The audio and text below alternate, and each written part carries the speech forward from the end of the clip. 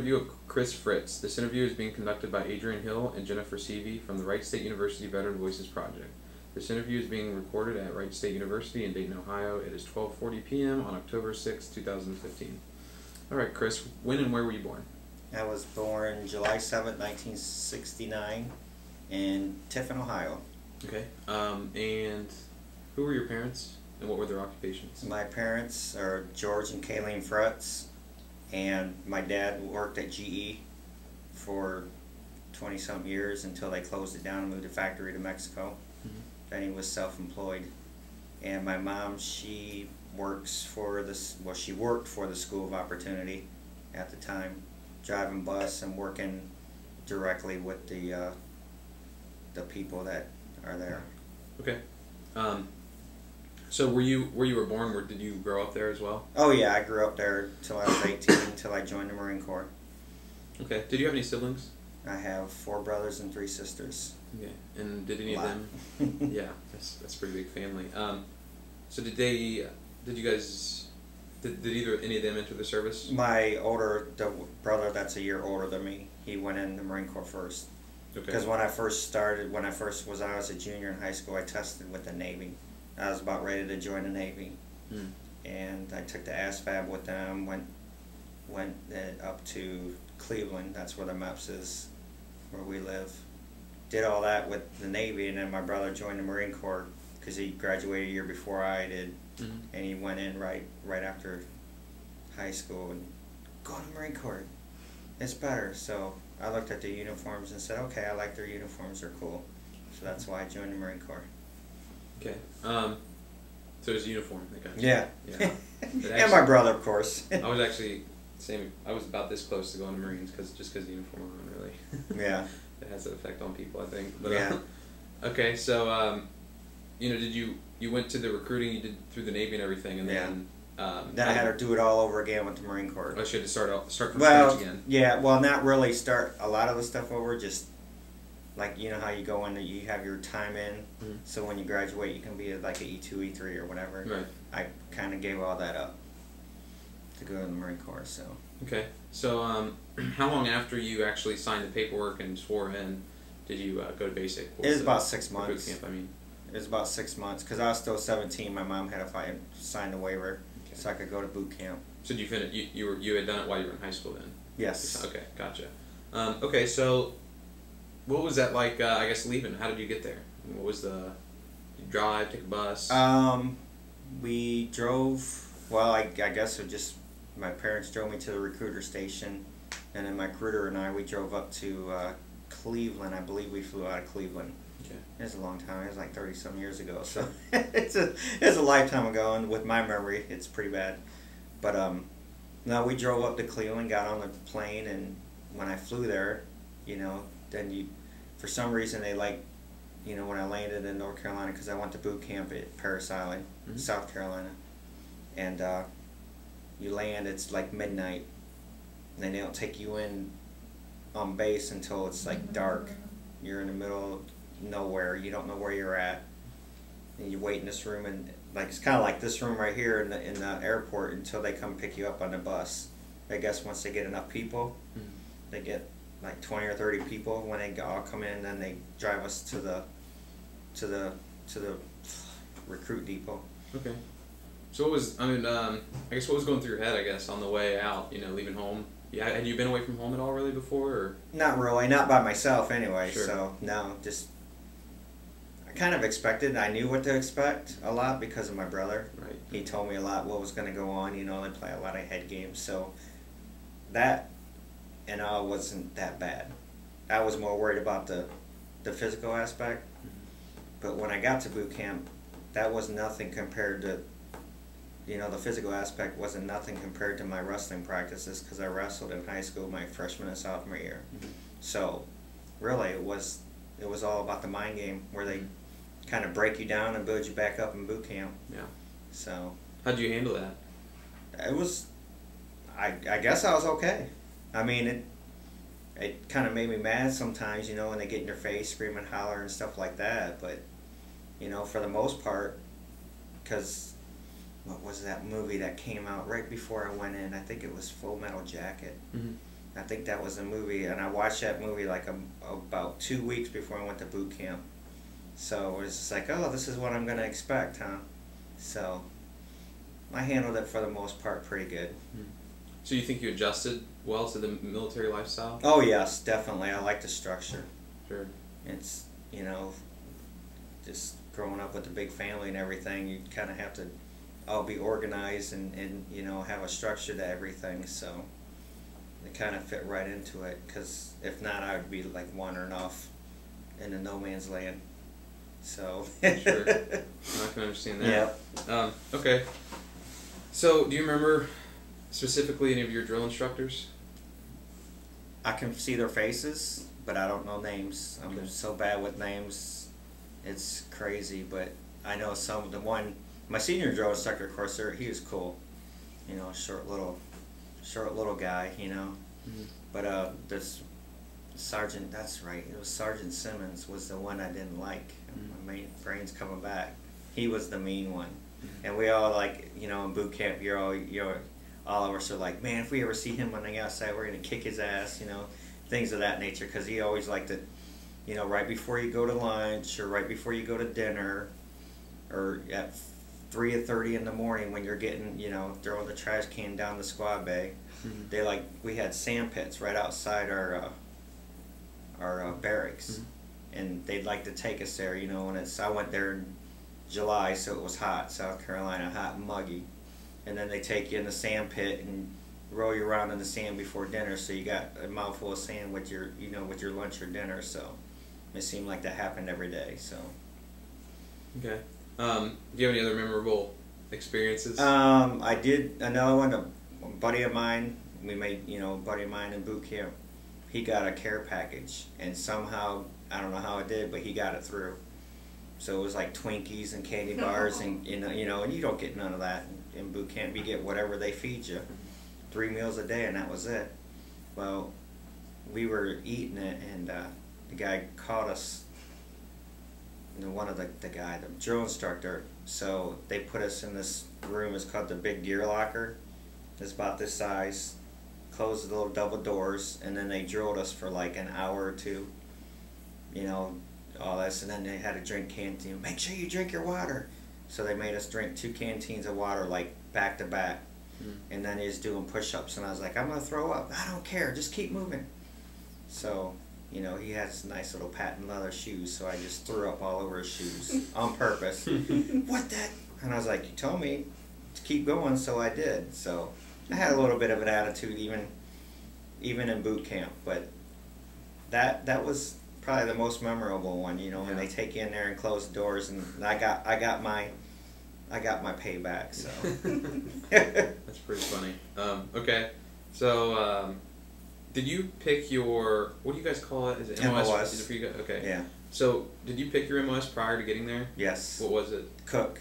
Your cook. Okay. And people thought I was crazy, because like, that's where everybody goes that can't pass a test, or you know, you either be a grunt or a cook. You know, if your test scores aren't that high. Well, my test scores were through the roof too, but I like to cook, so I wanted to cook. It was either that or admin. You know, doing like administrative work, which I'm going to school now for anyway. So Maybe looking back, might have changed. yeah, yeah, exactly.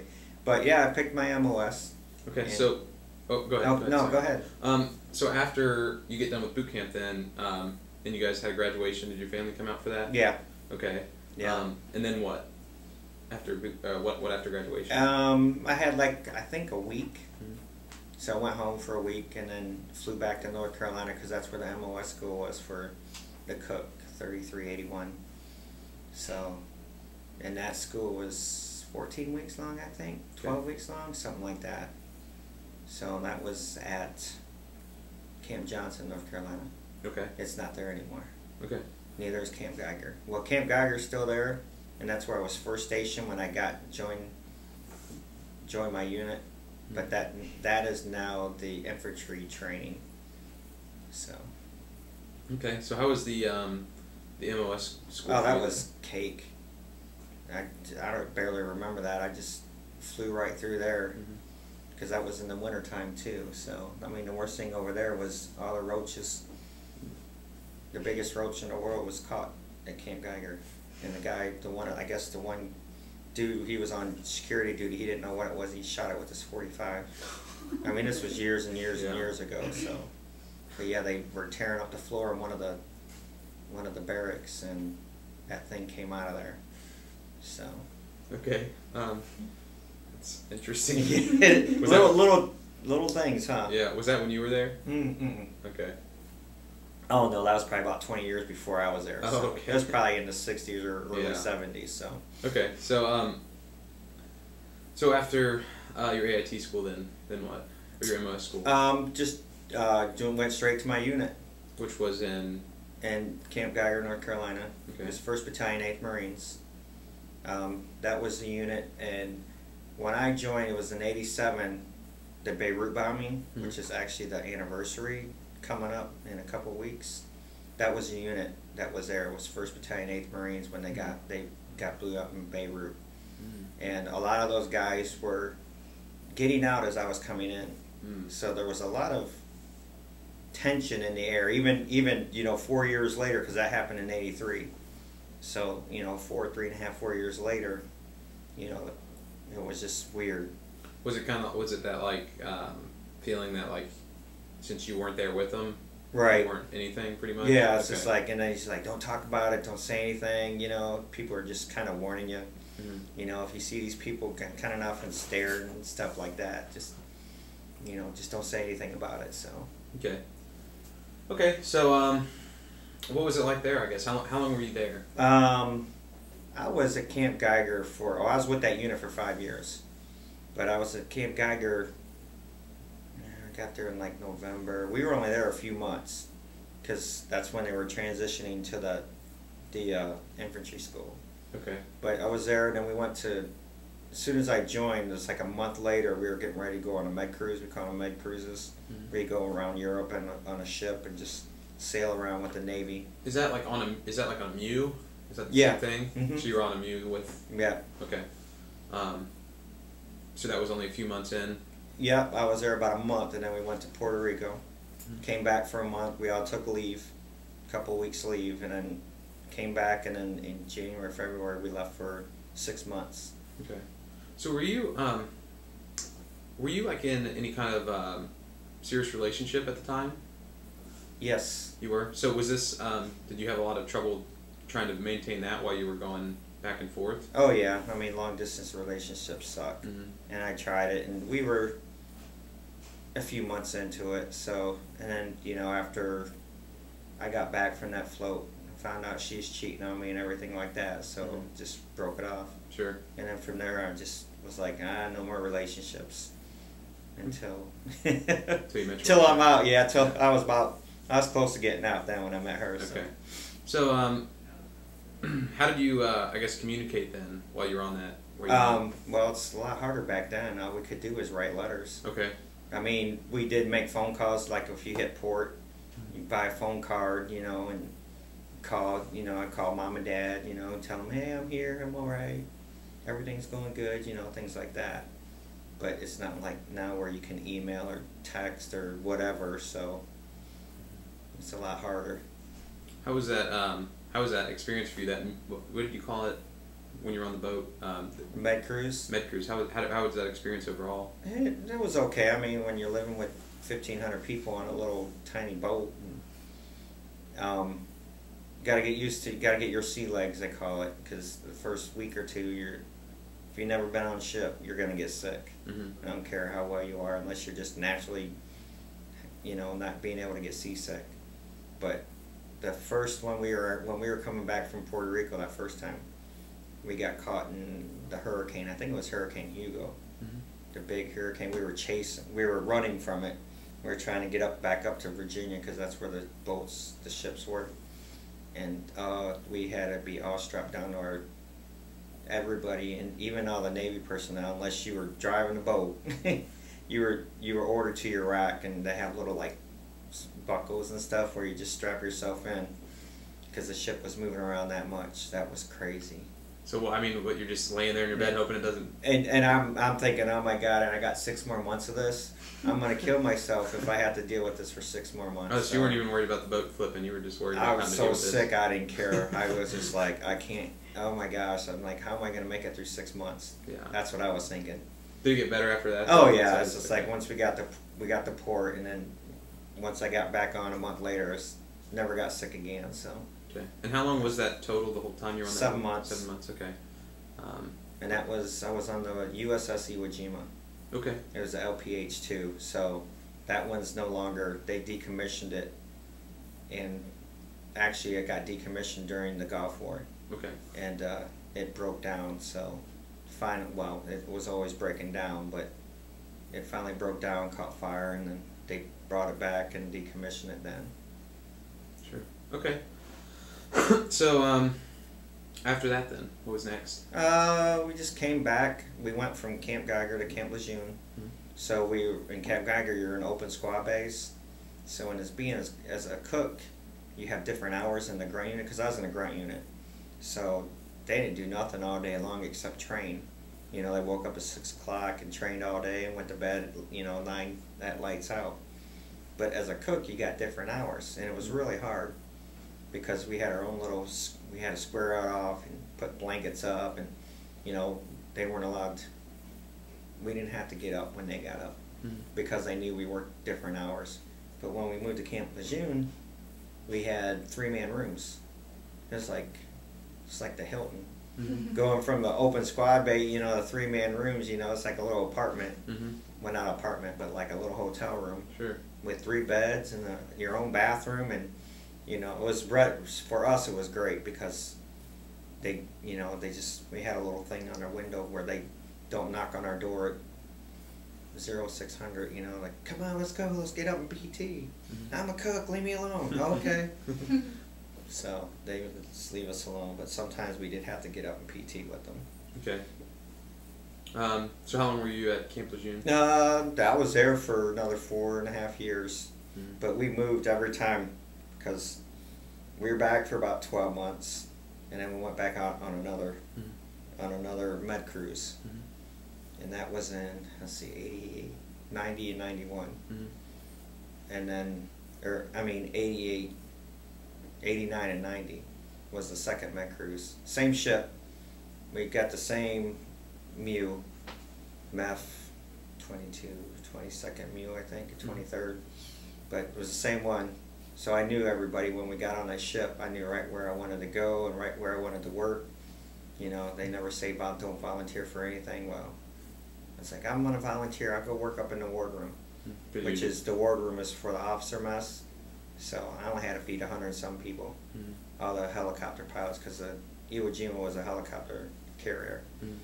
And so I'd rather feed 123 people than 1,000. Right. So it was a lot nicer. Then we came back from that one, and actually the first one while we were on, we had a friendly fire.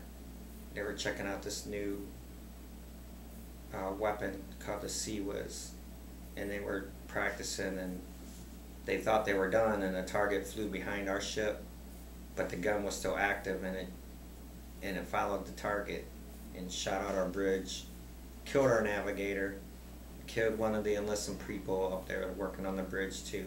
That was chaos right there. Yeah. I mean, they did the general quarters, when they sound the alarm, and everybody has to run up one side and run down the other side, it's like, but then they were calling for people for blood and everything, because the guy was like losing blood crazy.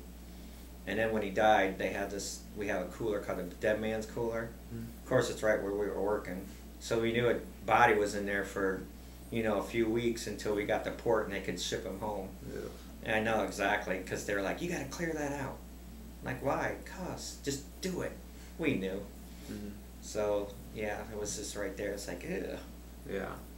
So how did they, were you able to still, the ship was obviously still able to get around? Oh, yeah. So it wasn't... Yeah, no, it put a couple holes in it, but okay. It kind of shut out the bridge. The bridge is like the very top where the captain sits, where you drive, the navigator. So, yeah, it was... And then the bullets, I guess, huge. huge rounds, and they're radiation. So they have actually got some, they're radioactive. Mm-hmm. So they're like, if you see it, don't touch it, don't pick it up, because it's got radiation on it and this and that. So it's like, okay, I didn't find any, so I guess I didn't have to worry about not picking it up. So yeah. Okay, so you get back from that, and then back from that. Let's see, that was in '89. Sat around for about 14 months, just doing our thing, working in the mess hall. In between that time, we had every year they do the mess hall a year, mm-hmm. and we got a certificate of commendation for that because we were the best mess hall in all of the Marine Corps. So the cleanest, when they do their inspections and things like that, following the recipes, mm-hmm. Ordering, budget, everything. So that was kind of nice. We got a little piece of paper, and I forget what year it was, but I was one out of the 4 cooks. We got to cut the cake for the birthday, mm-hmm. that's a big deal, when you get the Marine Corps birthday. So it's the day before Veterans Day, mm-hmm. so that was a big deal. There was 4 of us. I don't know if I don't think I have pictures of that. I think that's in my computer, mm-hmm. but that was pretty cool. And then after that, then the Desert Storm came around, or Desert Shield came around, and we were just preparing for that. How did you find, do you remember hearing news about that starting to pick up? I didn't hear any news about that because we don't watch a whole lot of TV, mm-hmm. but just from training, they started, hey, we're getting different gear. We're going from green to brown because we're going to a desert.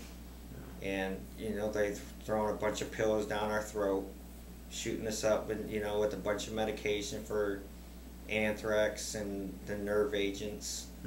And we're just out training every day. It's like there were some days where we're out partying like you see, and I forget the name of that one movie, but you're out having a good time, and at the bar, and they know where we all hang out. So they call the bar and say, hey, if you're with so-and-so unit, you need to get back to base right now. So we had to stop what we were doing, having a good time partying, mm-hmm. and go back to base, get all our gear. Our gear was already packed because we could go at any time. And that happened 6 months, because that was like in July or August when we started all this. And we didn't leave till December 22nd. So it was like 6 months, going back and forth, calling us up, waking us up in the middle of the night.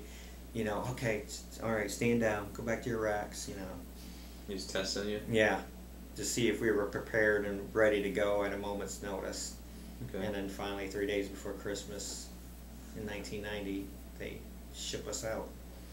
I was like, really, 3 days before Christmas? But I got to spend Thanksgiving at the home with my family, so. That's nice. Okay, so, how did you get over there then? We flew.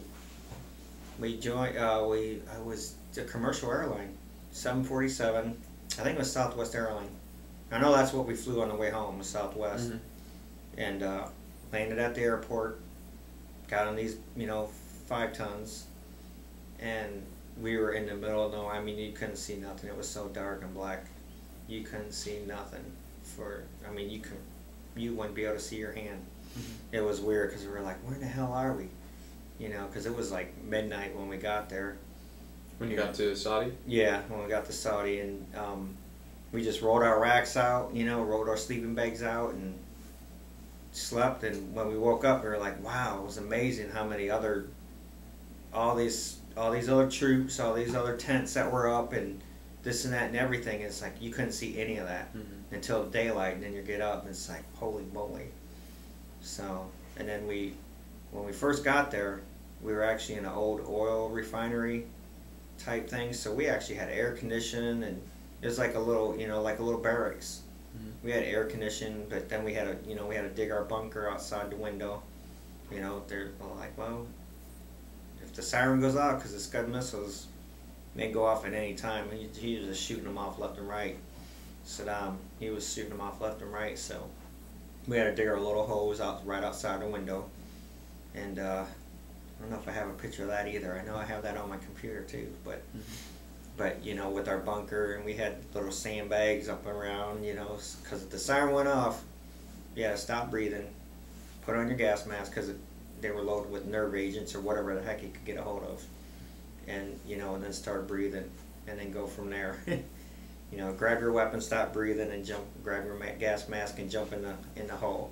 Mm-hmm. So that was a life-changing experience when you had to go through that for, you know, 5 or 6 months. So that was crazy. But when the war started, we didn't even know the war started because we didn't have no television, we didn't have no cell phones or anything like that. The one guy called home to talk to his wife, and he's like, "Hey, do you know the war started?" And we're like, "What?" And then the next day they moved us. They moved us from that nice, comfortable place to in the middle of nowhere, right on the border of Kuwait and Saudi. I don't even know where it was at, but I just went where they told me to go. So sure. Okay, so you find out from your buddy because he talked to his wife that there's the war's starting. Right. And that whole time you were waiting in Saudi, did you guys kind of just knew and you were just waiting for it, right? Pretty much. Mm-hmm. Yeah, we just was waiting, and I got a lot of gray hair and wrinkles from it, with all the stress and worried about it. Mm-hmm. Especially when we moved, because when we moved up there, we knew we were getting closer, Mm-hmm. And they actually moved us ahead of our unit because our unit was still training. And the way the way the war started, they just started bombing the hell out of them. They brought the Air Force over and just, we were ground troops, so we had a couple weeks, until they bombed, until they softened them up.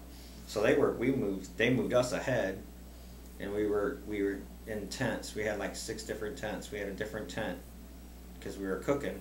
We were feeding like the 2nd Marine Division, so we were cooking for like 20,000 people. Mm-hmm. It was crazy.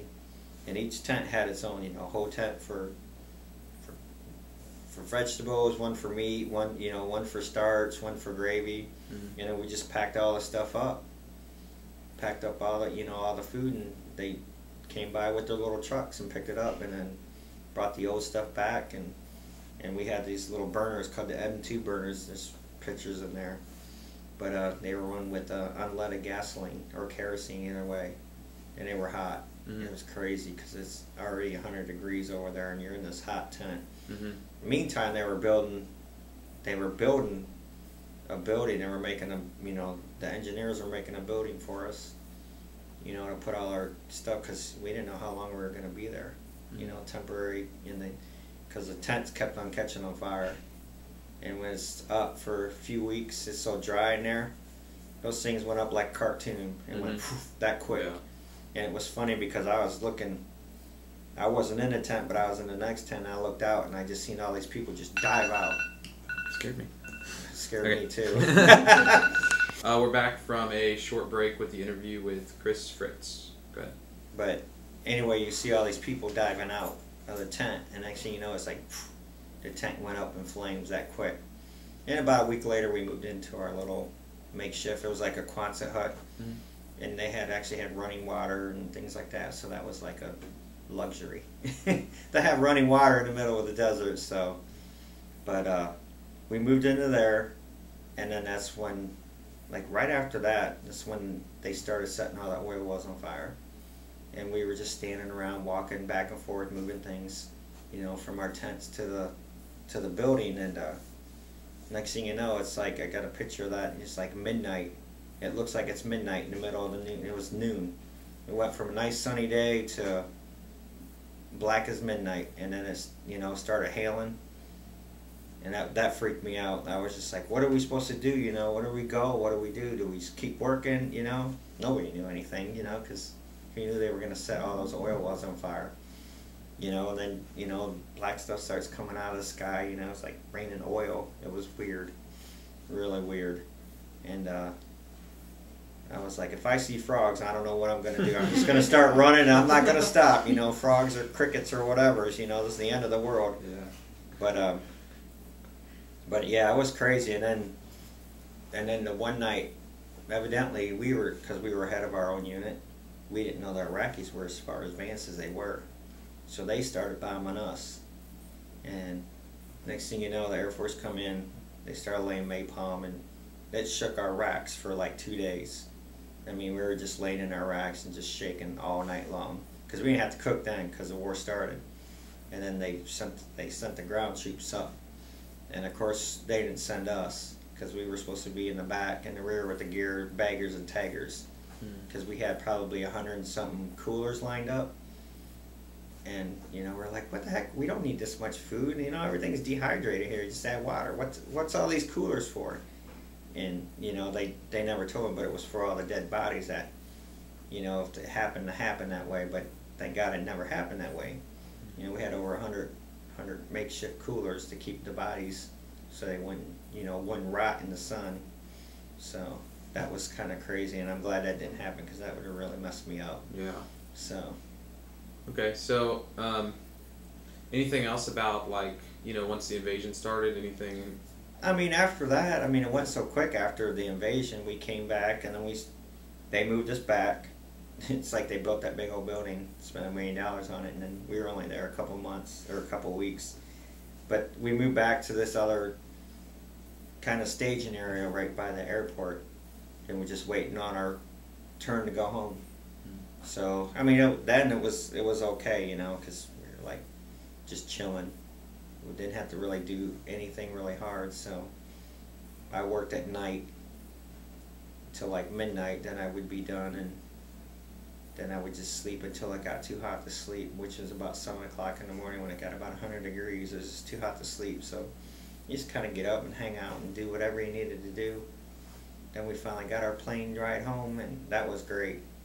You know, everybody at the Southwest Airlines, you know, because they had the regular pilots and the regular flight attendants and all that, you know, they were just happy to see us, and they gave us vouchers we could use for a year. We could fly anywhere we wanted in the continental United States for free. So that was cool. I never got a chance to use it, so I used my time to go back home and spend time with my family. Yeah. Okay, so yeah, you came back home, and then how much time did you have left in your? You said you had an 8-year. I re-enlisted. Oh, okay. Yeah, my time would have been up in July. We got back in May. I decided to re-enlist. I was waiting for. I was going to go to Marine Security Guard, but you have to be in top physical condition, and, you know, impeccable record, all that. So I had all that. Well, when I did my physical, they found I had a hernia. So that's when I started, you know, when we got back from the war, that's when I started drinking a lot. Probably to forget everything, you know. In hindsight, you know, it would have been great to know about this. I got to ask for help back then, you know. But I got drunk one night, came through the gate, and I got in trouble for wearing an earring, so they wrote me up for that, and that right there eliminated my chances of making it through, you know, the Marine Security Guard school. So I was like, bummer. So then I was just like, all right. I went, because I was already re-enlisted, and I was like, well, you need to get me out of here. I need to get away from North Carolina. So they gave me orders to go to Tustin, California. It's a helicopter base, Marine Corps Air Station.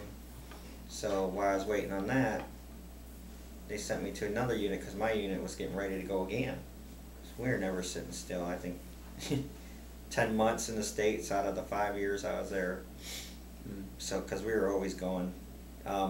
They sent me over to 8th Marine headquarters, and while I was there, that's when Haiti, the whole thing in Haiti was going on, and they were leaving their thing in these little boats, and I got a picture of a little boat over there.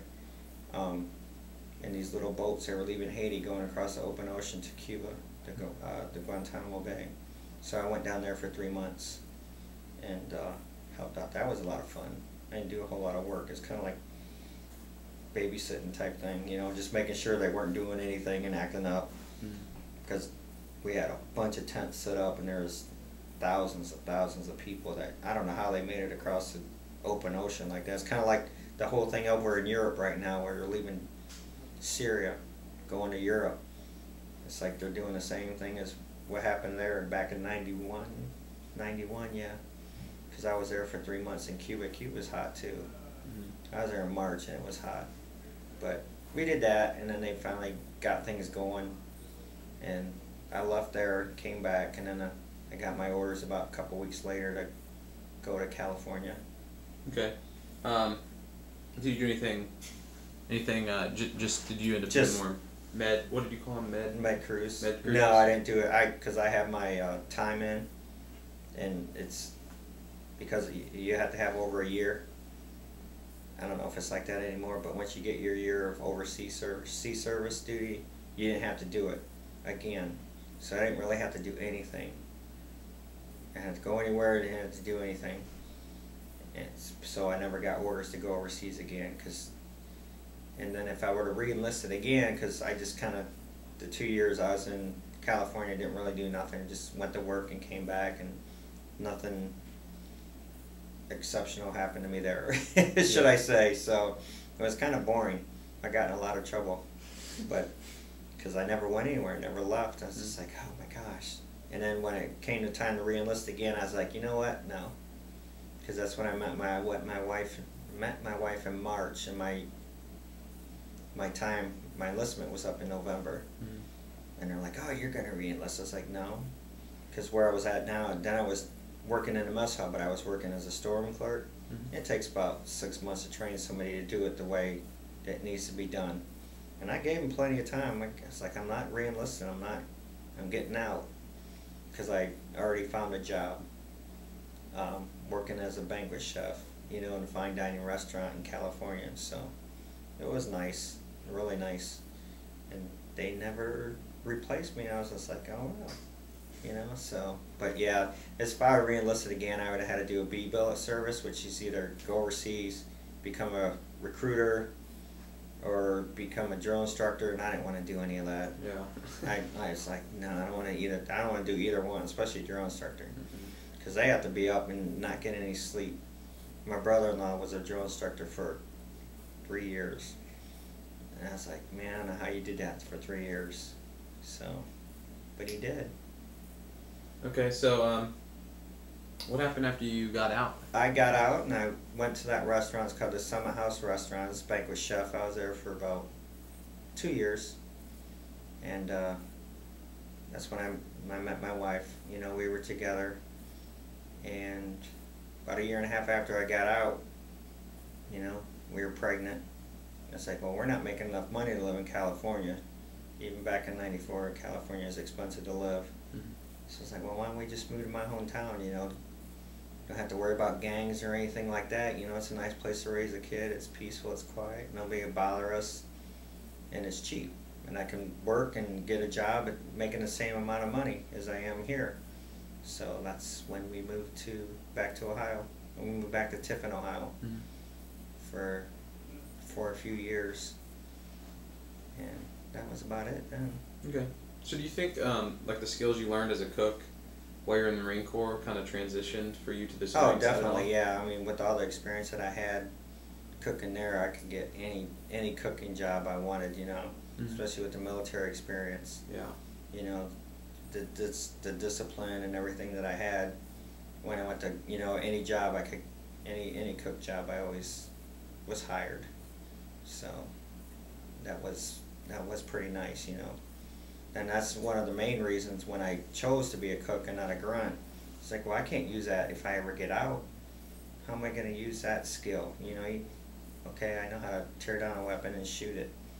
The discipline's there for, things, but can't really use that in the outside world. So, and that's why I told my son, because he just joined the Army Reserve, the National Guard.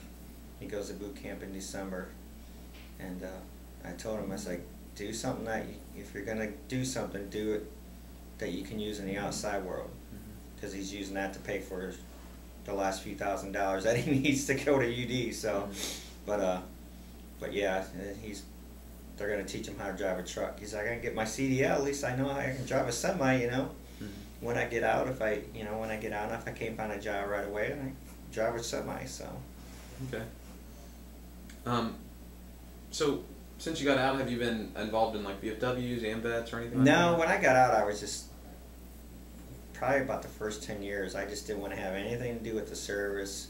I was through, I was tired, you know, and it's just like, no, I don't want to do it. I don't want to go anywhere. I don't want to do nothing. I don't want to volunteer for anything. And, you know, and in hindsight, it was really just depression and PTSD, because I was just diagnosed with PTSD back in March, you know, 25 years after I got out. You know, they finally, okay, well, that's why I was so shut out from the rest of the world, because the older I get, the worse it's getting. And, you know, my therapist, I finally kept on filling out all these questionnaires, and everybody, oh, it's just anxiety, oh, you know, it's just that and the other thing. And my therapist is like, no, this is more than anxiety, this is PTSD. And, you know, that's why I didn't join anything or do anything or want to go anywhere. I just wanted to stay at home and do nothing all day long. So, but, you know, going through therapy now for the last 6 months or so, it's helping. And especially with my relationship with my wife, you know, we've been together 20 years, been putting up with me 20 years and not knowing, you know, what my issue is, you know, with the PTSD. And she does a lot of research all the time. So she kind of knew it. She's like, you need to go to the VA, you need to do this. And I'm like, you know, she's pushing me, and I was like, don't push me, I'll push back. You know, that's just the way it is. And with PTSD, it makes it even worse. So, you know, in hindsight, it's just crazy. You know, it's like, man, if I'd have known that all these years ago, you know, with the drinking and all the trouble I got in with, you know, with my bad attitude and stuff, and, you know, you get to thinking about, yeah, you know what, I had a perfect record, you know, you know, everything was good conduct medal was everything, getting ready to go in that, you know, Marine Security Guard. And then after the war, you come back and you think about it, it's like, oh man, maybe, you know, maybe that did do a little bit of something to my brain. So, because physically wise, no, you know, it's just all mental. So we're working on that now. So it's good. Yeah. Good to hear. Okay, so, well, how do you feel about, like, you know, the military and war in general since you've been there? And I would do it all over again. You would? Okay. All this stuff that I've been through, I mean, I might do things a little bit different if I knew what I know now. Sure. But I would join all over again. People always ask me that too, so I got to do it again. That's why I encourage my kids. My son's 19. I encouraged him to go in the military. We finally got him to, you know, to join the Ohio National Guard, you know, which is helping pay him for his schooling. So, but yeah, and we're talking to our daughter about it right now too. So she's 14, she's a freshman in high school. So. Okay. So, are you gonna try to use the GI Bill? Are you gonna be able to? Or? I never signed up for the GI Bill. I did use the VRAP last year, 2 years ago. The Veterans. The REAP or whatever. Yeah. The Veterans Rehabilitation Program. Oh, you get it for you get it for a year. So I used that because I was going to Sinclair. You know, I was just going because I wasn't making any money. I didn't have a job then. That's when I decided, when I did get fired from a job, and that's when I decided, oh, I'm going to go back to school and do something. That's about 5 years ago. Okay. And so I got, you know, just went back to Sinclair, got my associate's degree in accounting, and then that VRAP came around, and they're like, what, you're going to pay me to go to school? So you know, they're like, well, you got to use it for this, an undergraduate degree and all that. So I stayed in school for another year, picked up another associate's degree. I got an associate's degree in business management. So I was just like, cool, you know. So I got 2 associate's degree, and now I'm ready. In January, I'm going to start college, get my bachelor's degree, probably in business administration, and I qualified for the Chapter 31, which is the Veterans because I am now disabled vet. Yeah, disabled vet. Yeah, I don't like, you know, for PTSD. So, you know, and I didn't know all this stuff. You know, and you get, you know, your disability. It's like, oh, you're gonna pay for my school? Sweet. Yeah. So I'm going back to school. Good. That's awesome. Yeah. Okay. Well, are we missing anything? Is there anything else we didn't cover in here that you wanted to touch on? That pretty much covers most of it, I think. Okay. Well, cool. Well, thanks for doing the interview, Chris, and thank you for your service. Oh, you're welcome. Thank you.